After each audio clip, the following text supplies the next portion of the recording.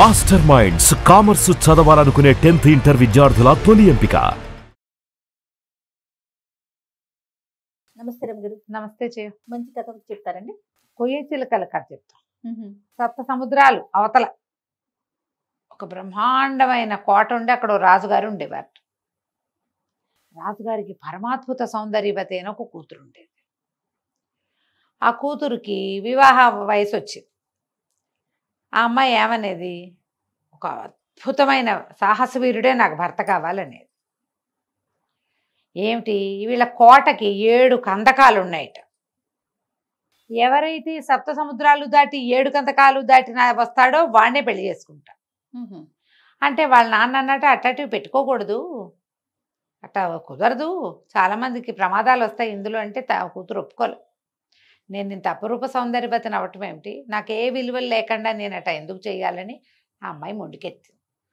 అన్ని దేశాల రాజకుమారులకి చెప్పారు, బాబు ఈ సప్త సముద్రాలు దాటి మా ద్వీపానికి రావాలి, ఆ ద్వీపంలో మా రాజుగారి కోట 7 కందకాల అవతల ఉంటుంది, ఈ 7 కందకాలు ఒంటరిగా దాటాలి, మేము తలుపేయం. మామూలుగా వీళ్ళు ఏం చేస్తారు, ఈ కందకాల మీద నుంచి తలుపులు ఉంటాయి, ముందు పైకి ఉంటుంది తలుపు, తీయండి అనగానే ఈ తలుపు ఆ తాడు వదిలేసరికి ఇది పోయి కందకం మీదగా పడుతుంది, కందకంతో టచ్ లేకుండానే పైనుంచి నడిచి వచ్చేస్తారు. 7 తలుపులు ఉన్నాయి దానికి, తలుపులు తీయం, మీ అంతటి మీరు కందకాలు దాటుకు రావాలి, దాటి వచ్చిన వాడినే రాజకుమార్తె పెళ్లి చేసుకుంటుంది. బాగుందిగా, బాగానే ఉంది. సరే, ఇట్లా బోళ్ళంతమంది వచ్చారు. ఈ వచ్చిన వాళ్ళల్లో ఈ కందర్ప దేశానికి చెందినటువంటి ఒక జయంతుడు అనే ఒక రాజకుమారుడు ఉన్నాడు. తను మంచి శిల్పకళ చేతొచ్చినవాడు, భలే గట్టివాడు. కొంతమంది వెళ్ళిన వాళ్ళు పోతున్నారని అయిపోతున్నారని సప్త సముద్రాలు దాటేసరికి పోతున్నారు కొంతమంది.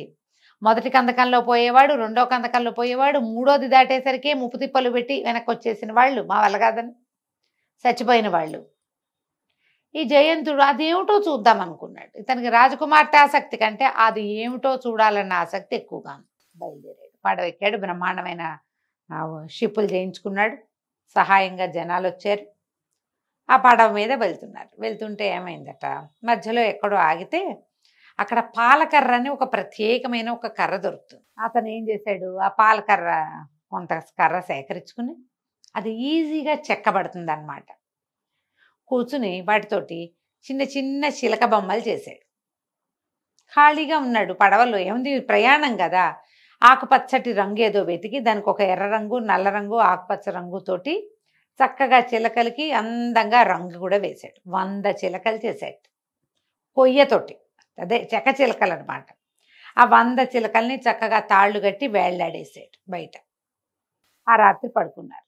తెల్లవారేసరికల్లా అక్కడ ఏం విశేషం జరిగింది, బ్రహ్మదేవుడట వ్యాహ్యాళికి వెళ్తూ నిన్న ముందు రోజు రాత్రి ఇక్కడ వేళ్లాడుతున్న చిలకలు చూసి చాలా సంతోషించి ఆ 100 చిలకలకి ప్రాణం పోసేట. వీట తాళ్ళు కట్టున్నాయి కదా, 100 చిలకలు ప్రాణాలు వచ్చేసినాయి. ఇతను పొద్దున్నే వచ్చి చూశాడు. చూస్తే ఈ చిలకలన్నీ ప్రాణాలతోటి ఉన్నాయి.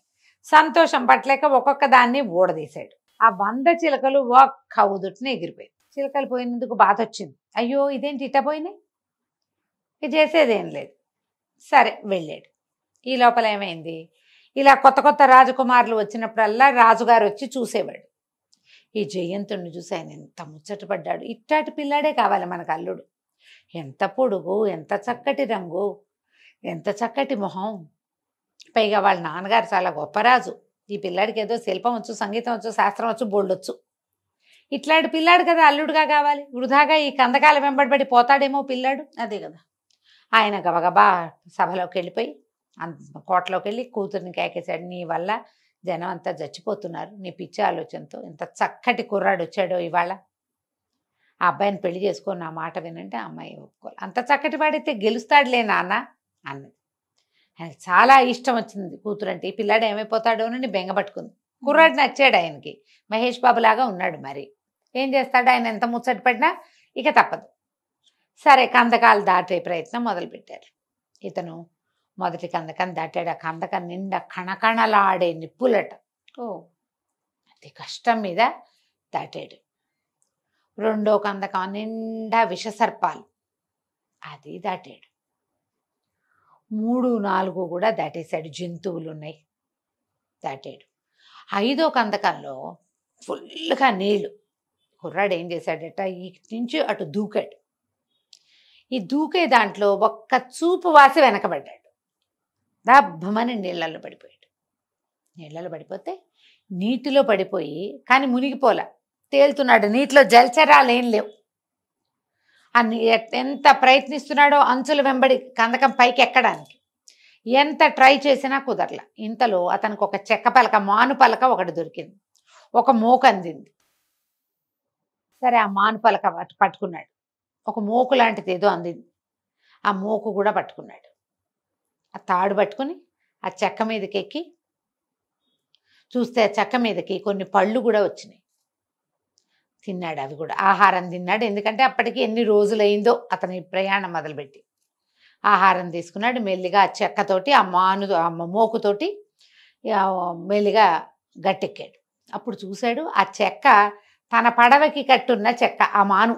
ఓకే. ఆ మోకు తన పడవకి కట్టుండేది. ఆ వచ్చిన అరటిపళ్ళు కూడా తమ పడవలోవే. ఆ పళ్ళు ఆ చిలకలు పట్టుకొచ్చి పడేసి ఆశ్చర్యపోయాడు. వెట్ట వచ్చినాయి ఇక్కడికి. మెల్లిగా దాటేశాడు. 5 దాటి 6వది కూడా దాటాడు. ఇంకా 7వ ఒకే ఒక్క కందకం ఉంది. ఈ ఒక్క కందకానికి బాగా ఆలోచించి దూకాలి. దాని నిండా బల్లెలు, బరిసెలు, కత్తులు ఇట్లా కోణాలుగా ఇదైపోయి ఉన్నాయి. పట్టు తప్పి పడ్డాడో పట్ల మీద పడిపోతాడు.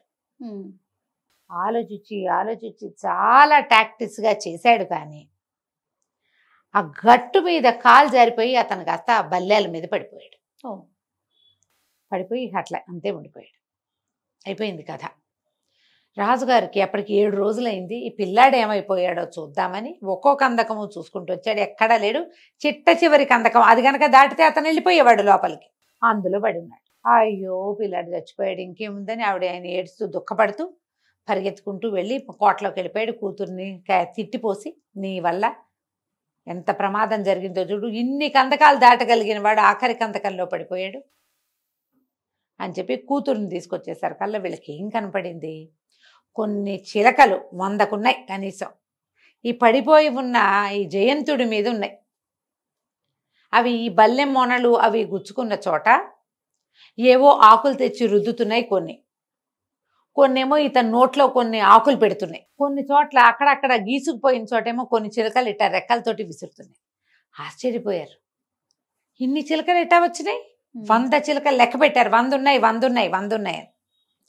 అక్కడి నుంచి ఈ జయంతుడితో పాటు వెనకాల పడవలో వచ్చారు కదా, వాళ్ళంతా కేకలు పెట్టారు. జయంతుడు 100 చిలకలు చెక్కాడు. అతను చెక్కిన చిలకలే ప్రాణం వచ్చి తన్ని కాపాడడానికి ప్రయత్నం చేస్తున్నాయి. రాజుగారు కూతురిని చెడామడా తిట్టిపోసాడు. కొంతమంది వైద్యుల్ని తీసుకొచ్చారు.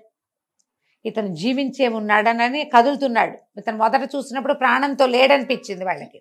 కానీ ఈ చిలకలు ఎప్పుడైతే ఈ ఆకుల రసాలు తీసుకొచ్చి ఆకులతో విసిరి నోట్లో కొన్ని ఆకుల్ని తోసి చేసినాయో జీవం బయటకు వచ్చింది. వెంటనే వైద్యులు కొంతమంది సైనికులు కలిసి అతన్ని అక్కడి నుంచి లేవదీశారు. ఆ చిలకలన్నీ అతనితో పాటే వచ్చినాయి. అప్పుడు ఏం చేశాడు రాజుగారు, ఇతనికి కాయకల్ప చికిత్స ఏదైనా చేయాలి, బోల్డని బల్లెలు గుచ్చుకుపోయింది. వైద్యులు శాయశక్తులా వైద్యం చేశారు. ఆ చిలకలు తెచ్చిన ఆకులే రసం తీసి పోసారు. వాటికి తెలుసు ప్రాణం కాపాడే ఆకులు ఏమిటో, పక్షులకి వాటికి తెలుస్తుంది కదా. ఆకులు రసం తీసి పోసారు. అదంతా పసర తీసి పట్టించారు. మెల్లిగా గాయాలు నయమయ్యి ఊపిరొచ్చింది. ప్రాణం తిప్పుకున్నాడు. యువరాణి కూడా ఇంకా ఒప్పుకుంది పెళ్లికి. వివాహం జరిగింది ఘనంగా. ఇతను ఏం చేశాడంటే 100 పంజరాలు చేయించాట. ఆ చిలకలు ఒక్కడే తిరుగుతూ ఉన్నాయి. రాత్రికి ఆ చిలక ముందు రోజు సాయంత్రం, పెళ్ళైన రోజు సాయంత్రం 100 పంజరాలు వస్తే ఒక్కొక్క చిలకని పట్టుకుని ఒక్కొక్క పంజరంలో పెట్టారు భార్యాభర్తలు. 100 పంజరాలు వేలాడేశారు. రాత్రికి పడుకుని పొద్దున్న లేచి వచ్చేసరికి ఈ చిలకలన్నీ కొయ్య చిలకలుగా మారున్నాయట పంజరాల్లో. సరిపోయింది. దీంట్లో ఇట్లా అయిపోయింది.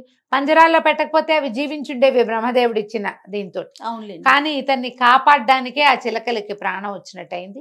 తర్వాత ప్రతాపుడు ఆ చిలకల బంగారు పంజరాలన్నీ తీసేసి ఆ చిలకలన్నిటికీ ఇలా తాళ్ళకి వేళ్లాడేసి పెట్టుకున్నాడు.